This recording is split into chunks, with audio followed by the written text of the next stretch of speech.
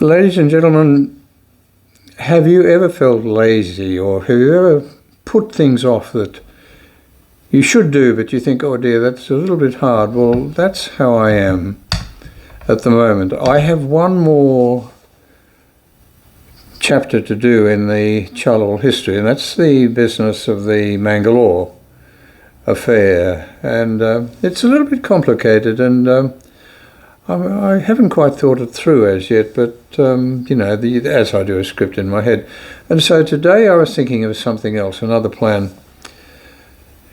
This may not be of particular interest to many people, but the reason that I put this here is because in 100 years' time, people are going to say, wouldn't it have been good if we had some idea of just, what life was like in Charleville, how people thought?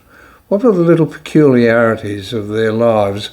What did they think were the things that, what could you do? What are the things you definitely did not do? And so I just wrote down, I scribbled a number of notes, and I thought, look, I'll make a record of those if I can. So let me I put it up here. Now, how beautiful that is, Look, I'm getting better.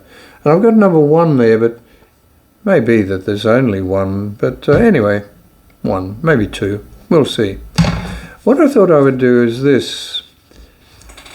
This is a bit like sort of, secret King Street, Cunnamulla end of town talk, This may not have been how other people thought, this may not be how other people acted, but this was the sort of background to my mind as I was brought up in those early years, and pretty well restricted to the 40s. And so, as I say, it may be just the peculiarities of our tribe, maybe in the peculiarities of our end of town, maybe in my peculiarities, God only knows. And so it may be no relationship to you or what other people thought, but this was me, this was us. And so there we are. Now, I've got on with this. It mightn't seem so important, but we old fellows, we think, well, I may be taken. When will I be taken? I could be taken tomorrow. So, if you're likely to be taken, or pass on, I think, pass on. Well, you better get in and do a few of these things, otherwise it'll be, as I say, the Ouija board is not a very efficient way of communicating. Okay, well now, let me think. Where did I start? I started my list with some things for the school, but no, I'll do a whole thing on the school, because the school is a world in itself. The general layout of the place, the routines of the place, personalities of the place. I'll leave them for a special program, I think, or program indeed. Well, that reminds me, you see, program. There are 2 things that you must never do in Charleville of the 1940s. I mean, they use the word program in relation to something you're talking about. That would be forbidden. Forbidden for this reason. It sounds as if you think yourself. And what you must never have done in Charleville was to think yourself. Or, maybe linguistically, to put on the dog. Now, I don't know whether people still are forbidden to think themselves these days, or whether they are forbidden from putting on the dog. I do not know.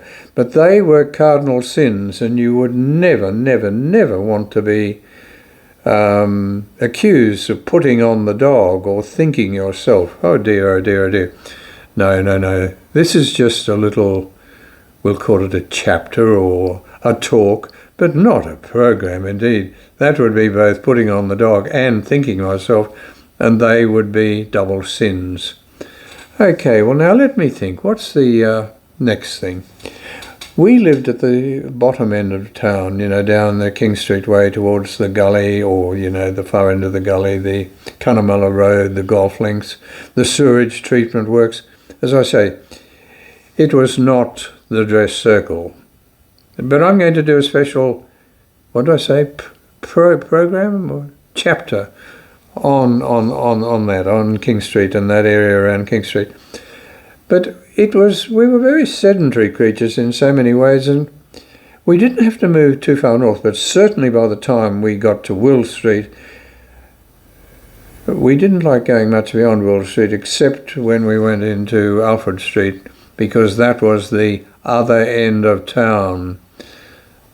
They were a different lot, and we didn't go there very much. We stayed, and in fact, the other end of town, of course, almost started with our family at West Street. You know, you know where West Street is. Down there, well, what's near there? Oh, the irrigation department used to have two big blocks. They probably still do have them there. That was West Street, and well, once you move beyond there, you're getting into fairly foreign territory, you know, and I stuck pretty well to King Street, and then followed the gully along and up Paris Street to the school, and, you know, I felt fairly safe there. Tribally, that was okay. Okay, then. Now, what's the next thing I've got here? Oh, yes. Now, look, these come in any order. These are just things that I wrote. I remember, you know, once my sister, lovely girl, and she was an absolute saint, you know. She lived all her life in Charleville, killed, I'm sure, through medical misadventure, I might add. Okay, but enough, we won't say anything more about that. Not medical misadventure in Charleville, medical misadventure in Toowoomba, but she went before her time, I can tell you, and it should not have happened. But anyway, she went to church once. I think it was probably the old Church of England before the new one was built. Anyway, Janice decided that she would go to church. Well, when she got there, she scandalised them because she hadn't brought a hat. Well, it was absolutely forbidden that she should enter the church without a hat. What was to be done? Well, you can't just knock up a hat on a Sunday morning early. And so the bush brother at the time was a fellow called Freddie Wilson, and his mother lived with him over there in the presbytery. So Mrs. Wilson went home, and she was an aged lady. I don't know how old she was, but she was a short little lady, you know, maybe 60, maybe 70 even, I don't really know. But she brought a hat that a lady of the 70s or lady of 70 or 60, and so Janice was equipped with this hat. Well, Janice probably looked totally ridiculous in it, may have felt even ridiculous in it, but it settled the minds of the ladies who were already in the church. My sister was able to get in Mrs. Wilson's old hat. Okay, then. Excuse me. Well, that then brings me back, you know, to the other end of the scale. It brings me back to the court cases that were held in Charleville. And one of the things don't go to church without a hat. Let me see. Don't go up to the other end of town unnecessarily, otherwise, you know, you might be, what do they call it? You know, taken by surprise. Okay. No, I'll tell the story this way. This relates to the courts. Now, there are court cases in Charleville, and there are juries and that sort of thing, but one morning we were playing in our front yard, and our uncle went by. This is Jim. Now, Jim will not be known these days, I imagine. Jim was a great boxer in his day, very famous. People used to go and pay to see him train in the town hall, I think. This is in the early 30s.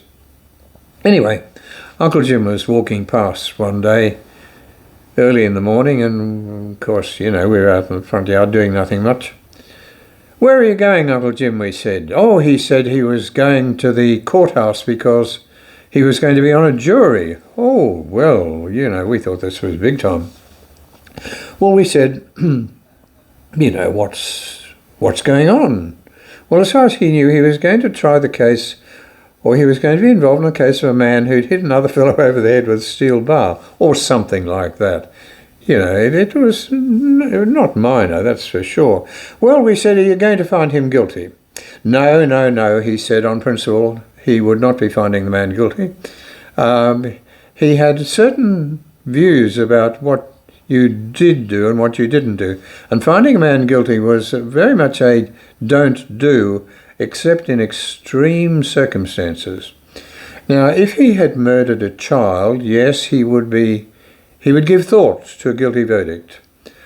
There was some other exception. I think it was it was in the same vein anyway. But you had to be pretty heinous in your crime to have been found guilty. So anyway, off he went. The court case was held. Lots of expensive lawyers put forward arguments for why he was guilty, why he was not guilty. But my uncle had already decided that he's not guilty. And of course, the gentleman who had apparently bashed the other fellow over the head with a steel bar, he got off not guilty. And so you didn't find people guilty except in the most extreme and heinous of circumstances. Okay. Now there was another one. Let me see. The fates. Now all of the all of the churches had fates. The one you never bothered going to was the Presbyterian fate because, we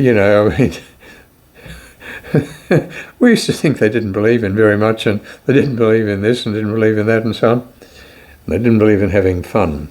So there wasn't much point in going to the Presbyterian fates. Church of England fates, they weren't much better. So you didn't go, that's it, even if they had them, I can't even. They used to have picnics down at Gary Crossing, of course, but I don't know whether the Church of England had fates or not, but they wouldn't have been much worth going to anyway, unless you wanted to buy, something knitted by one of the ladies or a bottle of jam, but, really. Okay. Catholic faiths were reputed to be quite good because they believed in most things. Although there was a fellow in our class, and I'm sure that his father must have been one of those Northern Irishmen who weren't much given to Catholics, because we were warned by this kid in our class, don't go to the Catholic fates. Why, we said, should you not go to Catholic fates? Because they sell dishwater. If you ask for a bottle, or ask for something, soft drink, they give you dishwater. But they charge you, as if it's a genuine drink. No. Do not go to the Catholic faith because they give up dishwater. Well, I did go to a Catholic faith once, and they sold drinks, and I got no dishwater. So I don't think that was true, therefore, unless I was very lucky. Okay, well, as we were dealing with the Catholic faiths, the Catholic church, remember, was just over the road from the state school. And so we would sit there. There was in the corner there, the corner diagonally opposite the Catholic church, there was a cedar tree, some rickety old seats around it, wooden planks there. We used to sit on them.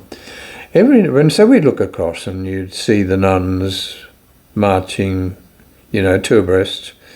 The children of Mary would, in their blue dresses, they'd go two abreast. And every now and then the whole school would be two abreast, and very, very orderly and very nicely done and very nicely dressed. Off they'd go to the Catholic Church, and this sort of sense of order used to impress me enormously. Not that you'd admit it, of course.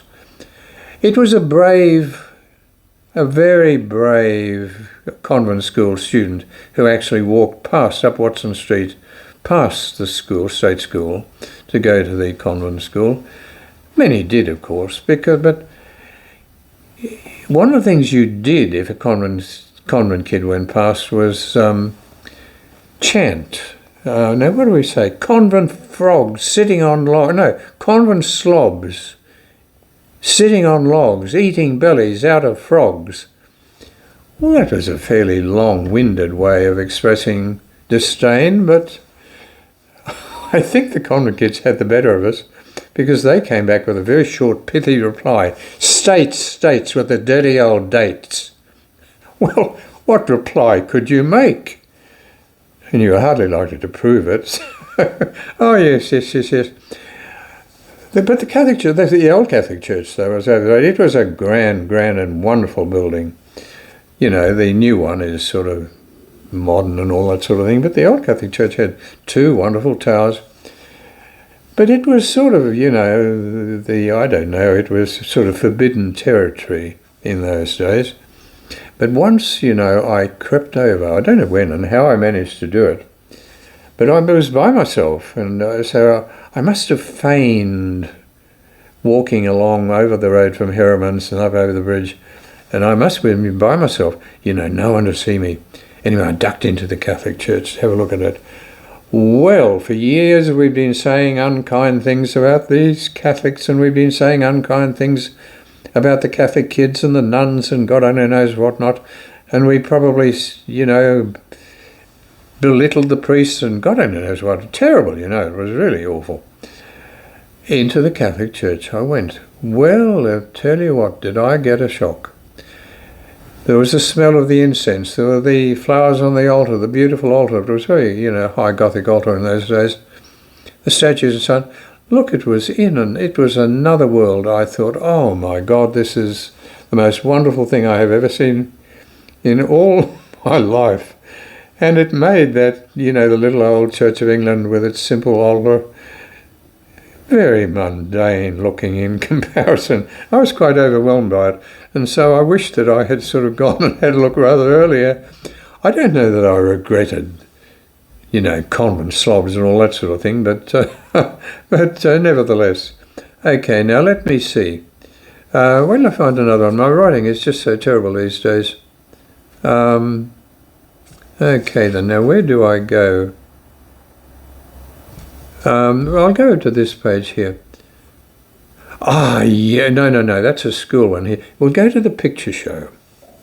Well, it was called the picture show. You're going to the pictures, not the picture show. Oh, there you see, I'm putting on the dog. I think myself. The pictures. Now the pictures were on Tuesday nights and Friday and Saturday nights. That was it. We believed in our household that it was only more or less those who were involved in the work of the devil who went to the pictures on a Tuesday night, for God's sake. You should be doing your homework or something. I don't know. Or maybe it was lascivious expenditure. I really do not know. But what I do know is that, in our family, the idea of going to the pictures during the week was just absolutely anathema.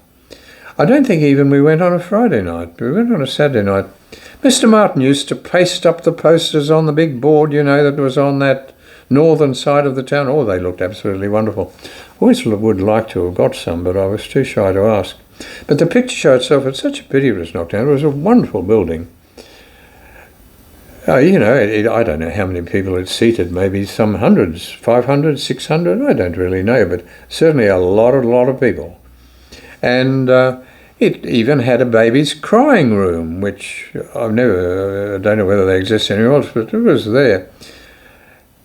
The Municipal Theatre, it was called. It had a sort of a domed roof.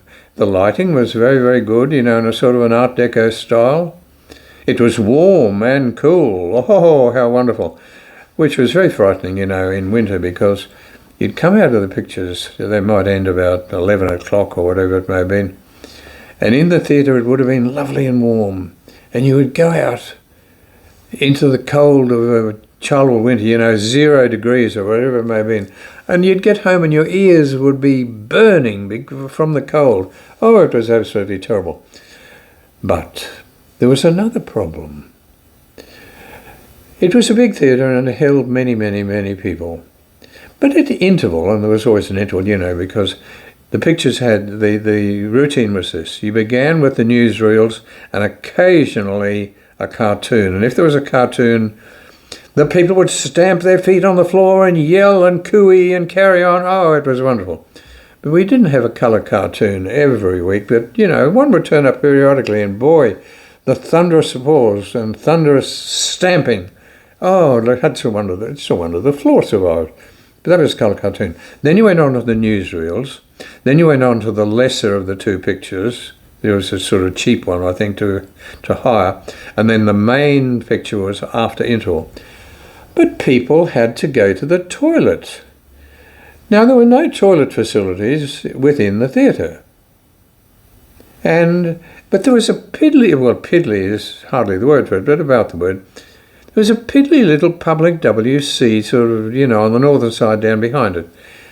Well, I'd say that about 3 gentlemen at a time could have stood before the urinal. I don't know about the ladies. The ladies may have had 3 or 4 cubicles, but ladies need cubicles. Now, I cannot tell you what the ladies did. I don't know. But what I do know is this, that all during the 40s, when interval came, you see the theatre was constructed with this lovely sort of igloo arch, but the walls on the northern and southern side were made of cement or something like that. And they were like a sort of a very, very lengthy urinal. So it was the done thing. What you did in Charleville in those days, at the interval, you went out, and I'm not going to say urinate, because I would be having tickets on myself. I'd think myself, I'd be putting on the dog. They pissed on the wall. And it was a done thing. You went out and you pissed on the wall. And, you could, a few sessions, first session, second session, third session, and in no time at all, the whole male population who'd been to the pictures had done their job. Now, what the ladies did, I don't know, because they must have been over on the other side of that, little outhouse. It was a little better than that. I don't know when they built it, but gee, the provision was not good. Well, the ladies obviously didn't wait. They must have gone somewhere. And so I assume that, there were many sort of swan-like creatures crouched down on the other side of that little. Well, it was a little better than a shit house. I don't like to use, but that's okay, because I'm not putting on the dog. That's what it would have been called. But anyway, what you did in those days was, if you're a gentleman, you pissed on the wall of the northern side of the theatre. I don't know about the southern side. I think it was entirely the northern side. But anyway, around about the 1950s or thereabouts, some punsy policeman came. And, they did all sorts of things. They changed the parking rules and fined people for this and that. They should have done, I don't know whether they call it parallel parking or angle parking. Whatever people used to do, they were no longer permitted to do. They had to do something else, and, durance vile for them if they didn't. But when this new police inspector or sergeant or whatever he may have been turned up, he decided that pissing on the northern wall of the theatre was in fact to commit the crime of indecent exposure. Well, I mean, you'd have to be trying very, very hard to have a look to see the indecent exposure. You'd see the back of men, but gee, they'd have to be, well, I won't go any further. But anyway, this new fellow decided that it was indecent. And so I don't know what the gentleman did after that. I don't even know. They built a bigger urinal, maybe he just gave in, I think. But anyway, one of the things you did, if you during the interval of the picture shows on Saturday night and Friday night and Tuesday night, I suppose, you pissed on the northern wall. That's if you're a gentleman. Ladies, I cannot tell what they did. Okay then. So there we are. Now, that's one for the school. Let me see. Okay. There was another rule, and I'm not going to tell you why the rule existed. When you went to the pictures, you went up the steps and you turned to the left, and there Jack Martin was selling the tickets. Oh, at great speed. He did the calculations amazingly. Okay then. And there were 3 doors, in fact. There was a set of doors in the middle that led up the steps up into the upstairs, as we call it. We didn't call it dress circle. You went upstairs and you paid more to go upstairs. And maybe you had to book to go upstairs, I'm not quite sure. But anyway, there were 2 other doors that went into sort of the pit below. Well, we never went into the pit. But before the picture started, you could go into your favoured part of the theatre via the left-hand door or the right-hand door. But when the pictures were over, it was, well, I don't know, what would one say? You didn't go out, as you went out of the theatre then, you didn't go out of the right-hand door. You could go out the left-hand door, you could go out the side doors, but you couldn't go out that left-hand door. I cannot tell you why, but there's a good reason. But hush, hush. Okay then. So there we go, but that was one of the things you didn't do. You did not go out that, as you go out on the right-hand door. There was a reason for it. On my deathbed, I will reveal all. Oh dear, I tell you what, we'd make the pages of the newspapers if I told it all. Okay then, now let me see. Oh yes, now on we go. Funerals, for those of us who could well be taken, we do think about these things every now and then. But if you're walking down the street and a funeral came by, you had to come to a stop. This is one of the things you did. One of the things you didn't do was keep walking. You had to stop, you had to take your hat off, and you had to remain in a stationary position while the funeral passed. And what you did not do was count the cars. If you counted the cars, it brought bad luck to the person who had died. So, you could report in general terms the attendance, if you like. The most unusual one that I can recall was one that was when I was very young. Near us there was a family, maybe I shouldn't mention the name, but the family hasn't lived in the town for a long time.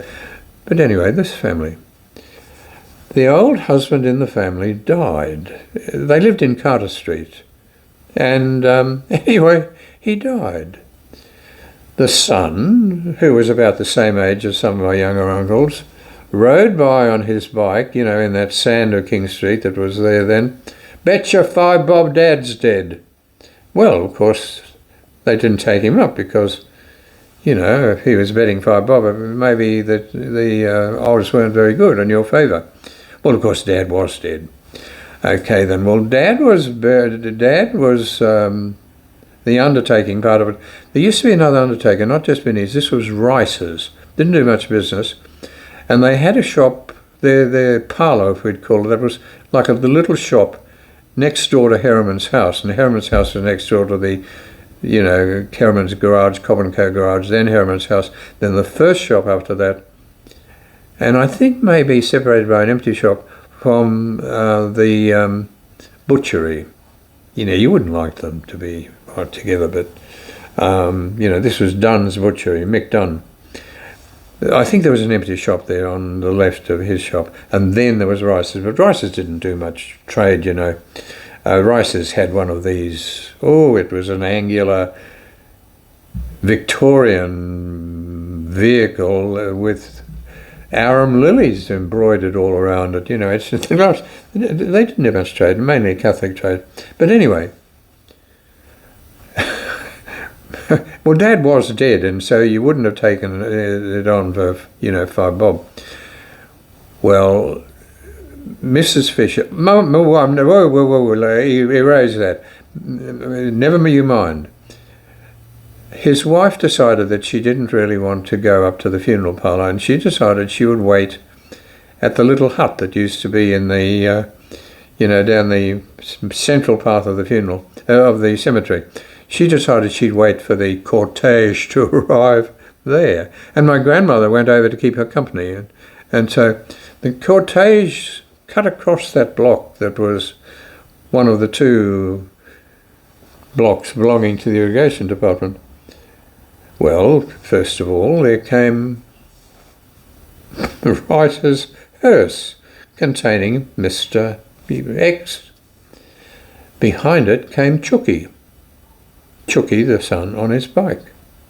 And behind Chooky, I think joined at that point, was the family's pet sheep. And that was the extent of the cortege. Well, it was an unfortunate funeral, really, in some ways disappointing, because Mrs. X complained to my grandmother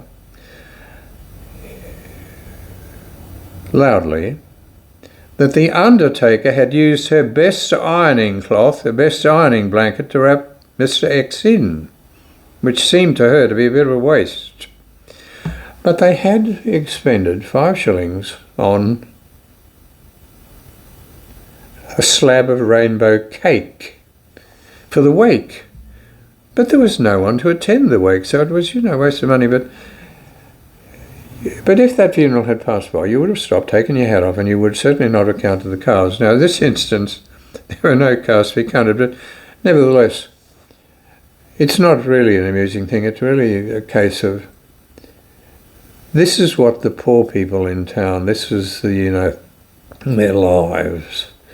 Nothing glorious about them, pretty primitive, nothing luxurious. There was no putting on the dog. They never thought themselves. And this old man went over to the cemetery and would promptly have been forgotten. But that reminds me, though, we go back to the Catholic Church. You know it burnt down. Well, there was a story doing that. I wasn't in Charleville at the time, but my relatives tell me, and they never lie. They said that there were sort of malign influences at work. A funeral had been conducted in the church, a funeral of a man who had weighed. There'd been a constant war between this fellow and the church. But when he died, he was buried from the church. They took him from the church to the cemetery, and while they were at the cemetery, the siren rang, the smoke went up, and it became known that it was the Catholic Church that was burning. And my relatives said that old bastard got his vengeance on the church by burning it down, because it burnt down while he was actually being buried. Well, no doubt it was a cat or something knocking over a candle. I don't really know, but that's the story that was told. Okay then. Okay, so let me see. No, that's the school one. What's this one over here? Oh, yes. Now, during the war, because I was fairly young during the war.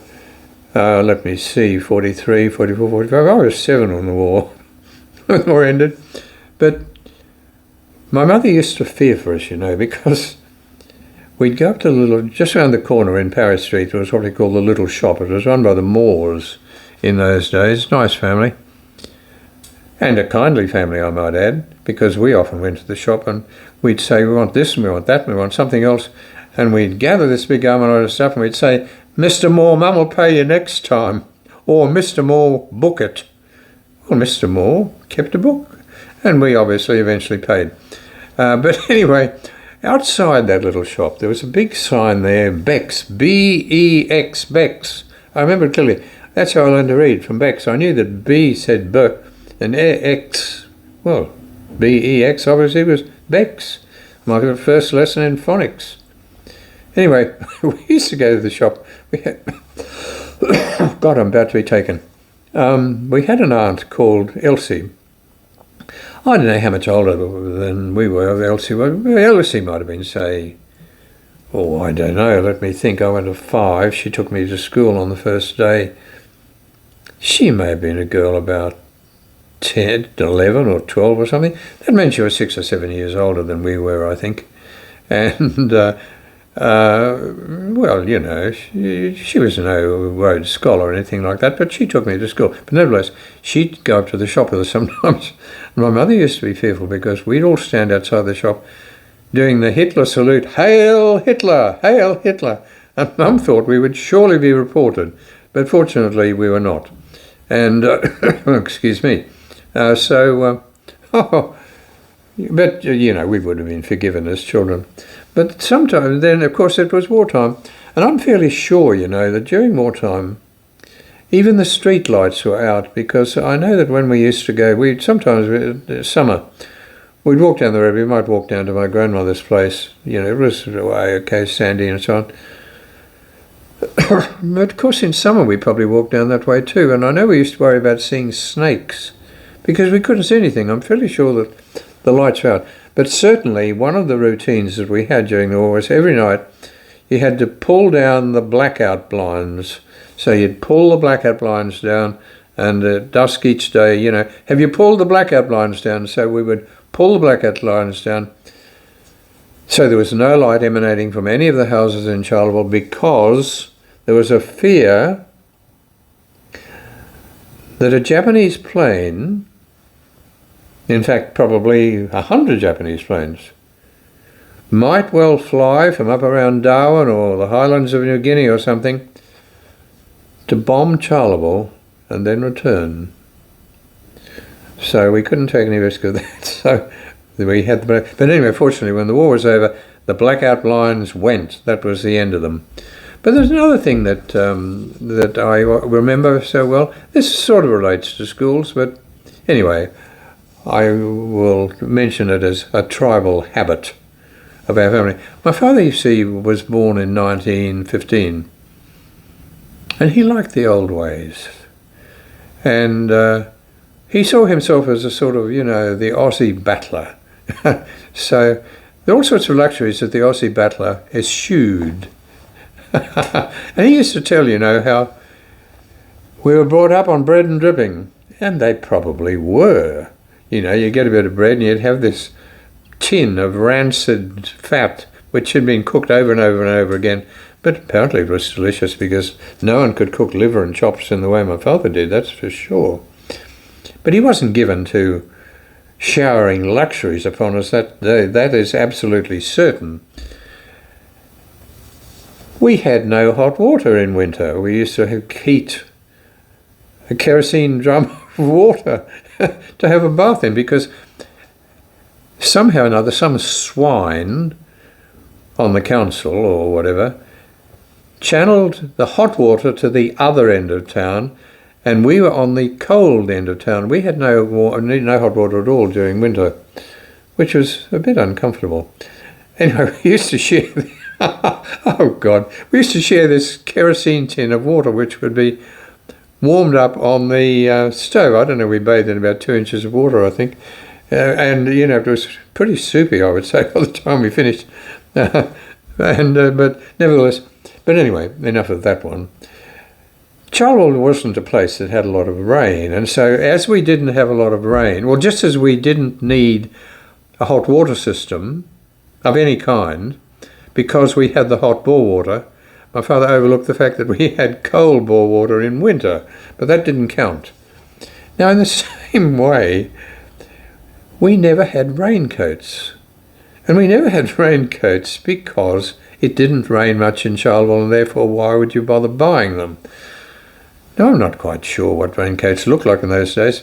Well, I couldn't really tell because we never had them.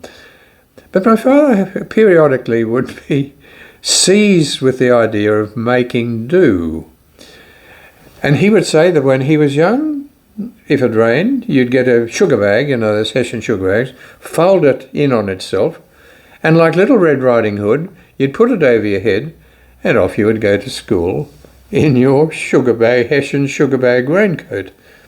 Well, that may have been okay for him in the 1920s, but I can tell you what, we would not have been thought of putting on the dog if we had actually got to school in sugar bag raincoats. So he would instruct us to go forth in the sugar bag raincoats. Shame of it all. Well, he knew no shame, because that made him a little Aussie battler, I suppose. But, we had a rather grander vision of ourselves than, a leftover from the 20s in a sugar bag raincoat. So we'd sort of head off in a sugar bag raincoat, and we'd probably sort of keep them on. And, of course, if you got up to the gully in King Street, well, the people from where we were up to the gully were probably inured to the peculiarities of the Bilby tribe, who inhabited a lower part of that area of town. And we'd abandon the sugar bags up there beyond Harrington's place. We might hide them in the bushes there somewhere. Harrington's was the last house before the little bridge they eventually built there. And we much preferred to go to school wet, soaking if necessary, than appear at school in a sugar bag, I can tell you. But anyway, that's what we did. Anyway, look, as time goes on, I've made these notes very roughly. There are some school things there, but I'll leave them. And there are some other ones here that are so badly written that I can't read them. But that's what comes when you get older, your handwriting gets very poor. So anyway, that may not be of any interest to you, and it may have had no relationship to your life at all if you're watching it now. But I can tell you, I'm doing these programs for posterity, because in 100 years' time, people would say, that old fellow, he described life in the 1940s. Now, 1940s? Well, 100 years is only 20 years off or something. I'm talking about 2140 or whatever it may have been. I'm really talking about posterity. And people will thank me. And what more, they can see me and they can say, yeah, look at the funny hairstyle of that period. Look at the shirts that they wore, and in 2140, there'd probably be some sort of, space suits or something, I don't know. But anyway, enough of all of that. All of the peculiarities of the tribal ways of things you did and things you didn't do relating to the school, I will deal with in another episode. Well, we'll settle for episode. I don't think that's putting on the dog too much.